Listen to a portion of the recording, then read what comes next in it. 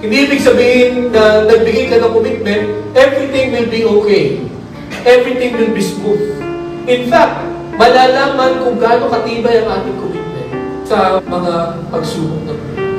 At pag hindi ng pagsubok, doon mo malalaman kung gaano kalalim ang iyong commitment. Hindi mo sasabi committed ang isang tao kung walang test na mangyayari. Every commitment that you will make, it will be tested.